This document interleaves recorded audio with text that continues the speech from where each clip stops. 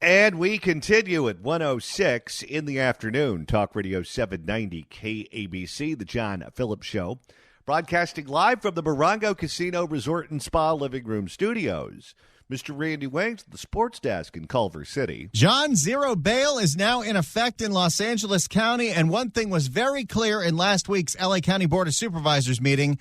Hilda Solis does not want to get blamed for it. The courts decided this, and the legislature decided this. We didn't decide this, and I think that has to be made very clear to the public. And I don't shy away either from people calling my office or my staff or telling us what the heck is going on here. Well, she's politically quite radical, but she's no dummy. She knows what the next chapter in this book is going to be. Yes!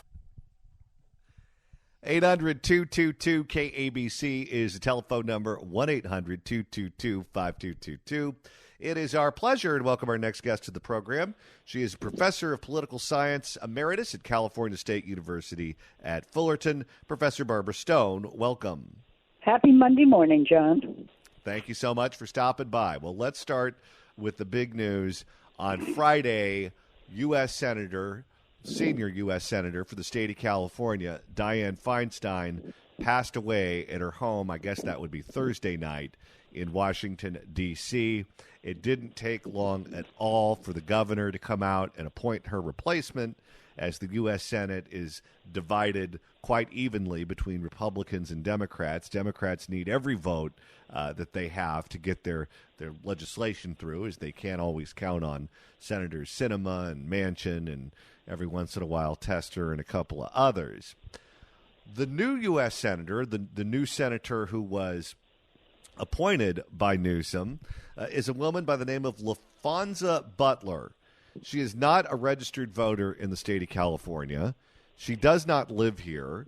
In all of her social media accounts and public biographies, she says that she is a resident of the state of Maryland.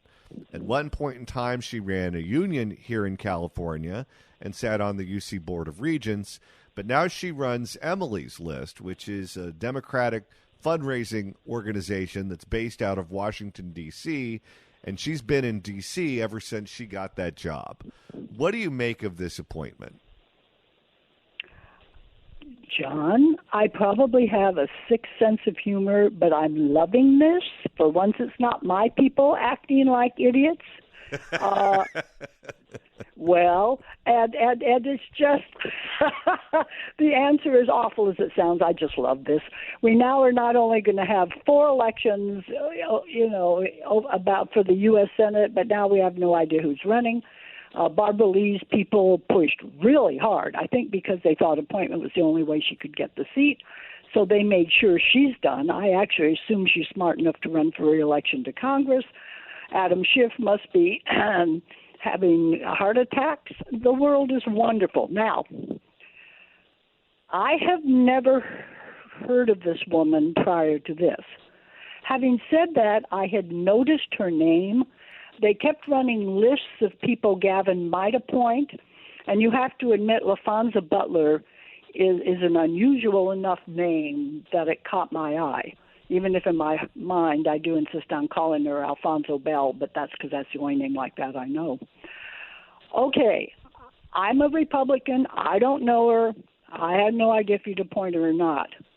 To be honest, any intelligent Democrat operative should have understood that, yes, Gavin might appoint her. 2 things besides everything you mentioned. 1, remember, Gavin, you're right, cares about women's votes, but he really does seem into the politics of LGBTQ. This woman is an out-of-the-closet lesbian whom her supporters are going will be the first out person of color in the Senate. My Lord, you're checking the boxes. You're checking Gavin's boxes. Why you would think he wouldn't look at her, I don't know. Secondly, and probably far more importantly, somewhere in here she was a partner in the political consulting firm where the name I know is A. Smith. which of course is Gavin and Kamala's consultant. So the ties to Gavin are the particular boxes she checks, and far more importantly, I will assume that Gavin's consultant, who appears to have a great deal of influence over him, would have been promoting her. In fact, I'm assuming Gavin knew her personally because of that. So she checked every box, and she's young enough. Now, it turns out we don't actually know how old she is. I tried to find out, and she's either 44 or 45. She was born in Mississippi, and apparently they can't figure it out. But she went to Jackson State, so you were right, she was from the South. But she's relatively young, so she was here for a good period of her life. And anyhow, if I were a Democrat thinking, I'd have gone, he might go with her, let's think about it. How does Adam Schiff or Katie Porter or Barbara Lee deal with this new candidate who could, I guess, in theory, run for the seat? She hasn't announced either way if she's running or not, but I would assume that she will run because she would be an incumbent senator and she would have all of the support that she would need from Chuck Schumer and the Democratic caucus. You made a wonderful point earlier. I was listening to the first part of your show when you said that as appointed and being who and what she is, that, yeah, Schumer and the caucus will be obligated to support her. The three of them are different. As I say, as far as I know, Barbara Lee's in no trouble in her district. And by the way, she's too old to run for something else again, even if she was running for the Senate. I mean, she's almost as old as I am, which come on, honey, your day is done. Well, anyhow, I will assume that she will just blame Gavin for it and announce she's running for her old seat, unless some politics in the district have caused her problems. Adam Schiff will keep running, I assume. He has Nancy Pelosi behind him, and this is what he clearly has wanted. He backed down to wait for Diane 6 years ago, and then Kevin DeLeon announced, and the whole thing fell apart. But I am going to make the assumption that he will not back off and will run and is just having absolute heart attacks. I don't know about Katie Porter. Katie, you pointed out Katie Porter's district is tough, but it doesn't mean she can't win it. She won it last time. And she's raised a lot of money, that girl. And it's not clear to me, and she's young enough that if this doesn't work out, she can go do something else. So I can't answer for her. The other two look to me pretty obvious. If you are Adam Schiff, you're a bland white guy from Burbank, and you are currently leading in all of the public polling that I have seen, and you're hauling in a bunch of money, and you certainly look like the favorite. It's one thing in the current state of the Democratic Party, where everything is racial identity, to say, hey, if I get elected, I'm going to try to help other black women get elected in other parts of the country, so I would be good for black women getting elected to office, even if I win this seat over a competitor who happens to be a black woman. It's a little bit different of a question. Again, think about the people that he's trying to appeal to, the Democratic voters here in the state of California, when he's asked, a black woman currently has this seat. You are challenging a Democratic incumbent. You are challenging an incumbent in your own party, and it's not as if you're on equal footing here. She currently has it. If you win, you're taking this away from her, and you're taking this away from the people she represents. What's the right answer for him to that question? Isn't that wonderful? The answer is there isn't one. And believe it or not, if I were advising him, because he's already raised a potload of money, is that you assume you need to go.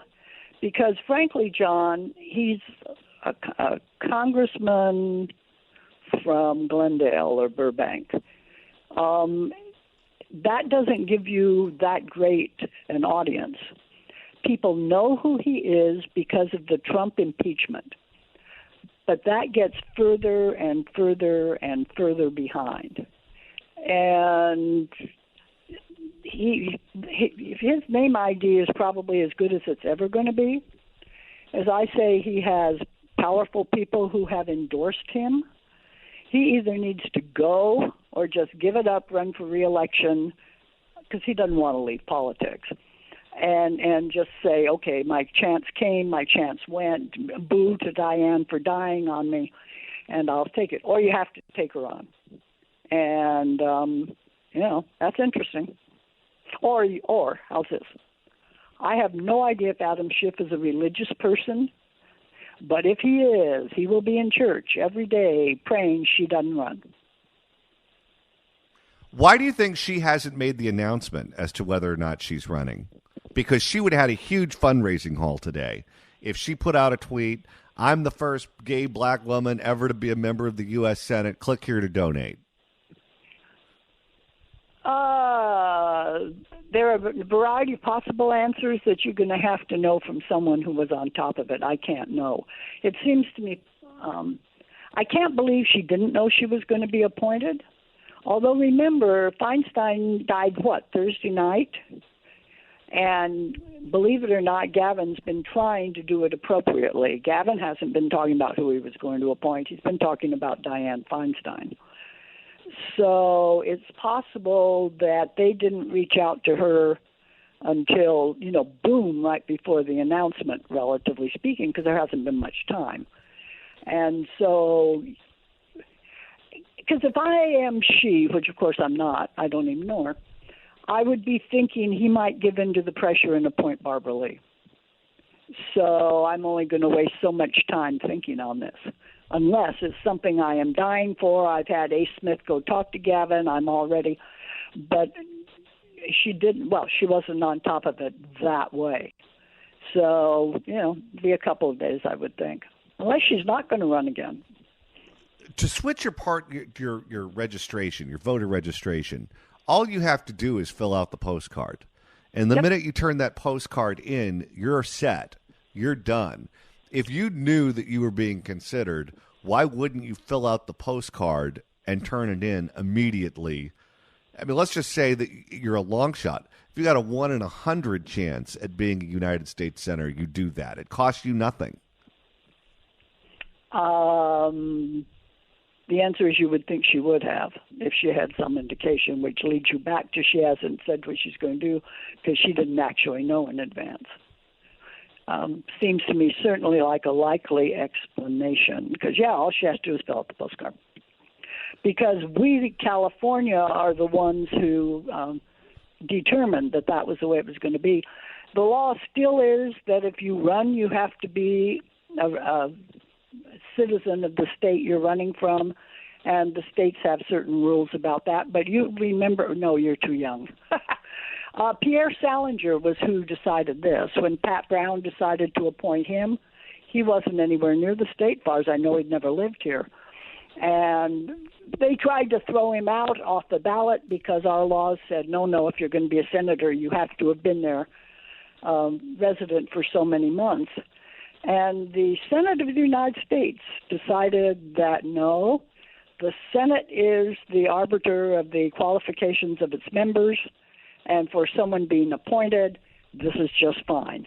The only one of only 2 Republicans who voted against that was Tommy Kuechel from California, a Republican, and we got so mad at him we threw him out the next election, but that's a different topic. But we know about this. We set the standard, and all she has to do, as you say, is fill out the postcard. Do you think, if you were betting on this, that other Democrats were asked if they wanted the spot and they turned him down?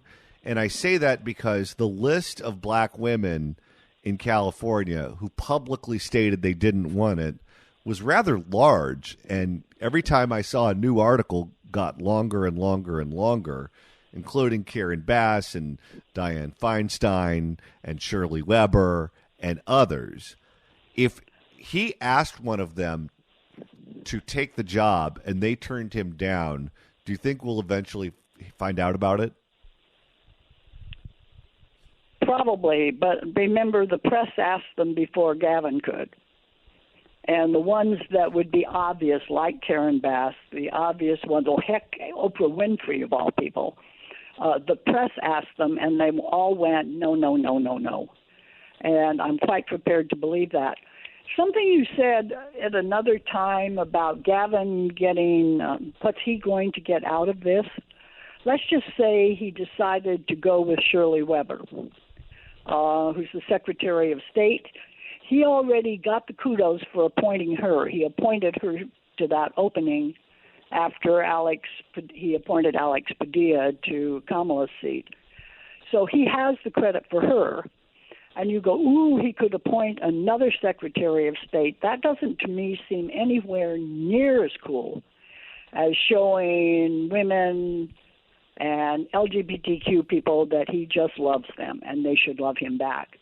Seems to me that the trade-off for him there would not be good. And I could run down the list and say you could make a case for this, that, or the other, but the ones who mattered, I'm sure he did not ask because they'd already said no. And he just didn't. He gets a lot out of this appointment, and it will become clear, I think, just how much as we look at it closer. And he is running for president. Given the ties that you brought up between this new appointed United States Senator and Governor Newsom, I find it hard to believe that she didn't know that she was on the short list. However, that has happened before. When we had a vacancy in the Attorney General's office here in California, Jerry Brown was governor. Kamala Harris had been elected to the United States Senate. He appointed Javier Becerra, who was then a U.S. congressman. Javier Becerra claims, and I don't know why he would lie about this, but he claims that he had absolutely no clue that he was even in consideration for that job. And when the announcement was made, he was the most surprised person on planet Earth. You know what? I absolutely believe that, John. But remember, we're talking about Governor Moonbeam here. And that's just a different animal, and I believe it, but normally I don't. If you made me make it up, and believe me, this is totally made up, what the scenario I could envision is that Ace Smith says to whatever her name is, look, I'm talking to Gavin about you. I can't guarantee anything, but be ready in case. Because that would seem to me a logical connection here as opposed to anything else. Let's shift gears for a second and talk about no cash bail in Los Angeles County. Today is the first day it's going into effect. Independent cities in Los Angeles County are going absolutely ballistic over this. Hilda Solis and others on the Board of Supervisors are already trying to say, when crime goes up, don't blame us. It's not our fault. What do you make of this slow-motion train wreck that's just begun? It blows me away, John, that you still have dominant factions within the dominant group who honestly believe, and I'm not even, for a while I went, oh, come on, let's not exaggerate, but we're not exaggerating, that the criminals are the victims, and that, oh, what was it, this line out of West Side Story, we're depraved on account of we're deprived, and that it has to be in their mind a strange form of reparations. And the fact that these people, you know, I keep seeing the line that goes, cash bail doesn't solve crime. Yes, it does, because if they can't post it, they stay in jail, so they're not committing crimes. If they do, and they forfeit, the bail bondsman can find them long before law enforcement does. So, and they have a motivation. Just the idea that nobody should ever be in jail for almost anything blows me away. I do not understand it. But apparently a whole lot of these folks think it. Go look at the Board of Supervisors. Hilda's at least smart enough to know this is not a good look. I didn't hear Holly Mitchell saying that. I didn't hear your new gal from West Hollywood saying that because they don't believe it. And I live in this crazy county. In fact, you heard my local people talking. I live in the city of Whittier. And it's just nuts. Actually, if I were city government, I have not given this advice to my leaders, but the only thing you can do at this point is your police force have to be around. They have to pick them up. They have to inconvenience them by arresting them and keeping them in the jail for a few hours, enough so that they know they're harassed here and go to somewhere else like L.A. City, because there's nothing else you can do. What do you do if you're one of these cities? Because it's not just no bail that's killing them, that's coming from county government. It's the county deciding to shut down Men's Central Jail. It's the county putting Barbara Ferrer in charge that shut down their businesses, shut down their schools, and gave her the power of God. This county government is making sure that cities that would otherwise function quite well, that they're a mess just like the city of L.A. too.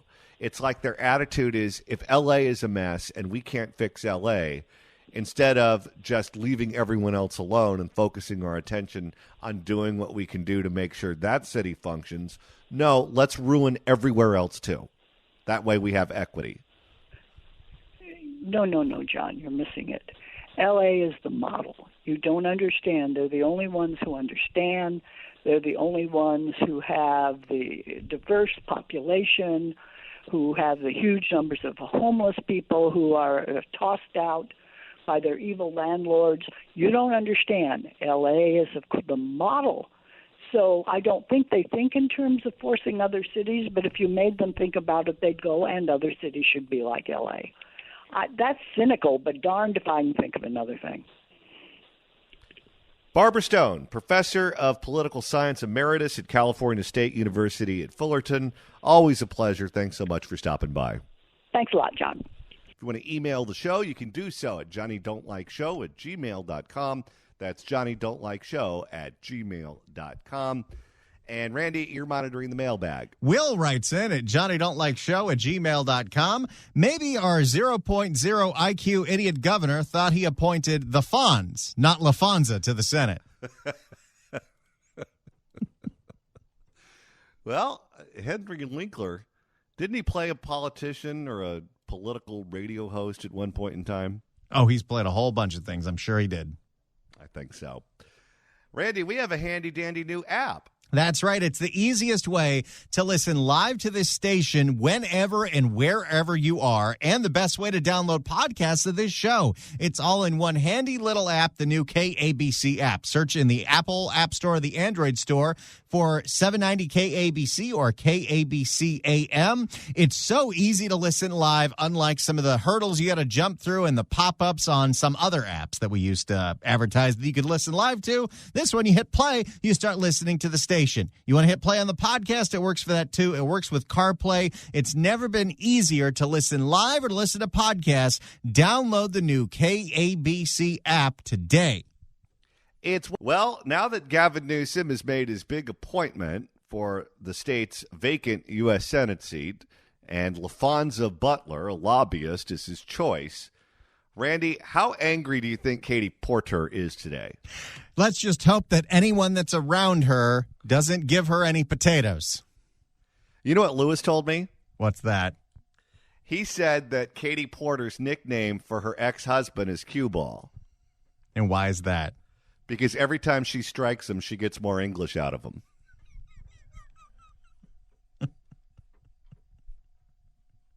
She's not a happy person today. That's what Lewis told me. Especially because LaFonza Butler has until December 8th to decide if she's going to run for the full term. That's right, but why wait? Start raising money now if that's what you're going to do. I think she gets sworn in on day one. She says, you know what? I like it here. I'm going to stick around.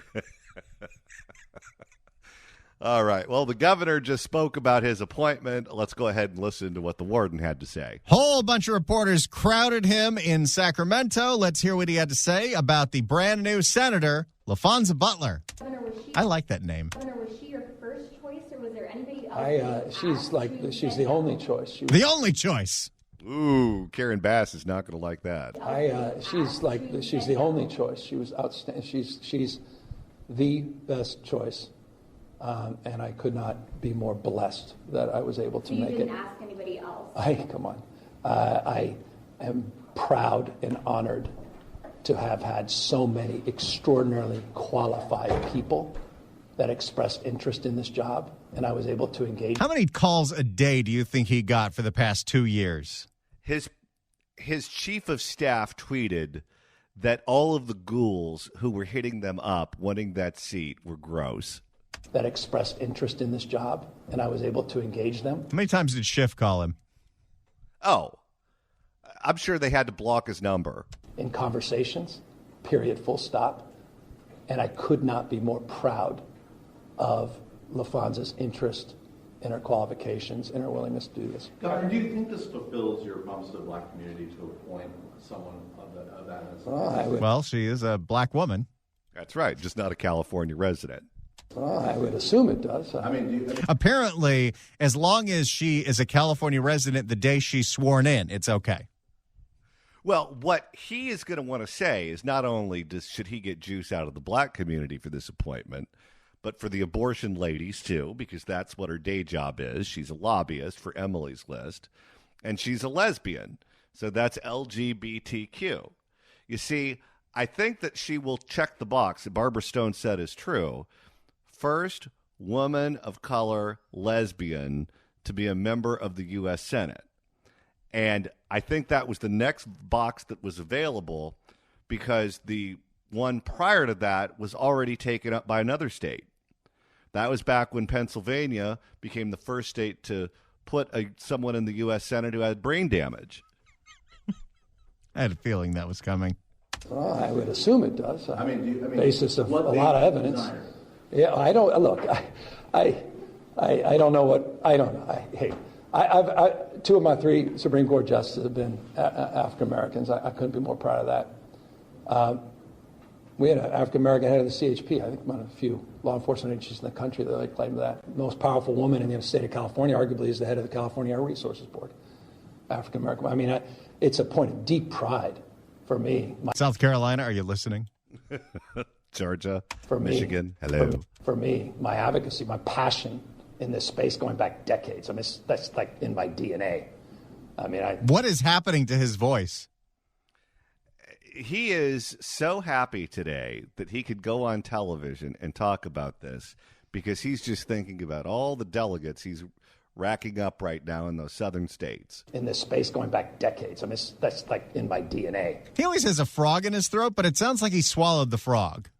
Yeah, no, right here he's sounding like he is the product if Harvey Fierstein impregnated Susan Estridge. That's like in my DNA. You're right. That's like in my DNA. I mean, this sounds like Gavin Newsom is doing an impression of Gavin Newsom. I mean, you know how I grew up and being in foster family and, you know, my relationship with the community. So this was important to me. And that's why I didn't listen to all those fancy pundits that said it's unbecoming. Why would he say publicly he would appoint African? Well, why? Because that's what representation matters. That's why. And what are you suggesting? There are not enough qualified people? I'm more insulted by that. So I felt it was the right thing to do. And then everybody else saying, well, he's painted himself in the corner. I found that a little offensive. I didn't paint myself in the corner. Quite the contrary. I think we just provided that in ample evidence. We're one of the most extraordinary, outstanding young leaders that is now representing, or at least when she gets sworn in. Stay tuned. How do you respond to criticism over residency? Okay, here we go. The reporters are asking, what about the fact that she does not live in California? Right. Maryland gets a third senator. Well, she literally took that job at Emma's List, still has a house out here. Emily's List, but close enough. So having a house out here is enough? You don't actually have to live here. Well, she will have to live here when she's sworn in. When he is appointing her, before she gets sworn in, she can move. Well, half of China owns property in California. Why not appoint one of them? Well, she literally took that job at Emma's List, still has a house out here, and re-registered. And we were transparent about that and put that forward. So I don't know how I'd respond to it. I guess they deleted it from her bio when people started making a big deal out of it. And we were transparent about that and put that forward. So So I don't know how I'd respond to it. I guess response was in the announcement. But Governor, we've heard about a sisterhood among black women in California politics. So, I mean, was she the only choice? Because that sisterhood here in the state... I'd go back to what I just said. I told you I had an extraordinary number of incredibly qualified people. And LaFonso was one of them. This is the U.S. Senate. Yes, she it is. Have any governmental experience? No, yeah. Is that any kind of concern for you? She has deep governmental. Have you seen some of the people he's appointed? Well, it doesn't matter if it's a choice that he made. She has deep governmental experience. Serving in office. But she has deep governmental experience, meaning she understands how systems work. She has deep Well, he's got to be understanding. careful here because she ran a union in California, and they essentially run the government. She knows the pressure points. We got to pretend like that's not the case. Systems work. She has deep understanding of the legislative process, deep understanding of the executive process, deep national experience, not just state and local experience. She understands organizing is bottom up, not top down. She understands moral authority, as I said, not just formal authority. I mean, she's next level qualified. And she also... He gets extra gravelly when he wants to talk about how great this is. What's the deal with that? I mean, she's next level qualified. Okay, if you didn't know this was Gavin Newsom, we're going to play the game here. You didn't know this was Gavin Newsom, and I played for you this sound. She's next level qualified. How many packs a day would you guess? Oh, he sounds like Lucille Ball in her final years. I mean, she's next level qualified. And she also has... He sounds like Joe Camel. And she also has perhaps the most important attribute, and that's the opportunity to go in without constraints, meaning she doesn't know what she's not capable of. And I think that's an incredible gift. What? She doesn't know what she's not capable of? Know what she's not capable of. And I think that's an incredible gift. And I want to just reinforce that. Oh, because if she was already a member of Congress, like the 3 members of House that are running for the Senate, they know they can't get anything done. Okay. She might think she could get something done because she hasn't been there yet. He admires her ideas of grandeur. And I want to just reinforce that. What I see often, people that have been around a long, long time, they realize the constraints of office, and sometimes their expectations are lowered as a consequence. Her expectations are not lowered. She's Pollyanna about the whole thing. Okay, what he's doing here, by the way, is framing why she's a better candidate for this office than the 3 running. Her expectations are... The experience doesn't matter because all their experience is crap. Her expectations are not lowered. She has a deep sense of idealism and optimism about what she can do, and she understands the dialectic. And I'm telling you this... There's your Gavin Newsom $5 word of the day. What she can do, and she understands the dialectic. And I'm telling you this, perhaps the most important quality I've personally seen with great leaders versus... Wait a second. Her number one quality is that she wasn't already in Congress. Isn't he the same guy that goes on and on and on about why we don't need businessmen in office like Donald Trump, that you need people who understand the government? Masterclass Joe Biden. Leaders. And that is the ability to create a dynamic on the outside that moves the needle on the inside. Few people. Feel like I could do something with that. Which line? That moves the needle on the inside. But it just didn't feel big enough. I had a feeling that was coming. Few people as skilled as LaFonso Butler to understand that push-pull between... Oh, boy, there's a few things I could do in here. Let's try it. To understand that push-pull. I receive things on both ends. To understand that push-pull. But it just didn't feel big enough. Oh, boy. I'm getting a whole bunch of gold from Gavin today. Let me just save that. That's going to get in the drops folder in the commercial break. Between those on the outside and how to move things in terms of setting an agenda actually accomplishing something. So I think she's in many ways more qualified than the vast majority of folks that are in a lot of elected offices. Your appointment places the first black lesbian in the U.S. Senate. Talk a little bit about that, please. Talk about how gay she is. Okay, well, if he's going to be filthy with what he said before, he can really take this down a different path. I'd be remiss.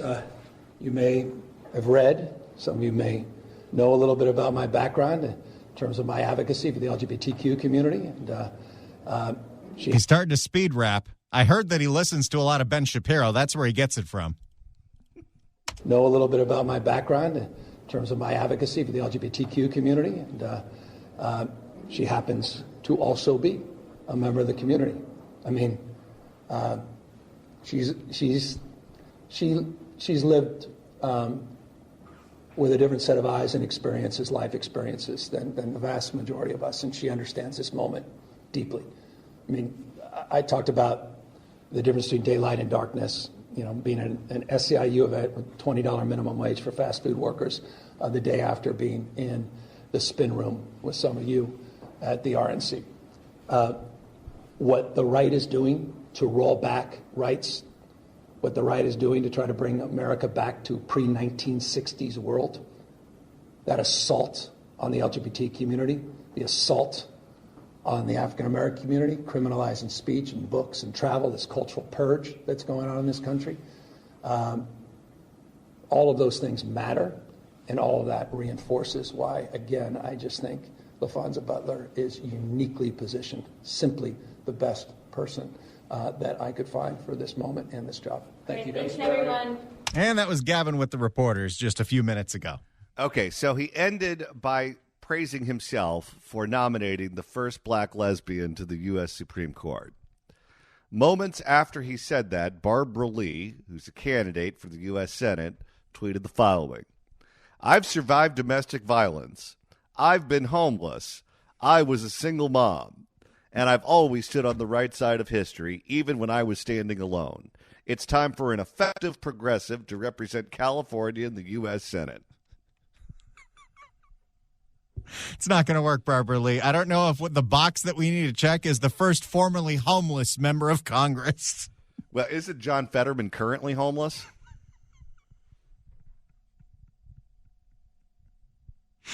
I don't know. He looks like it.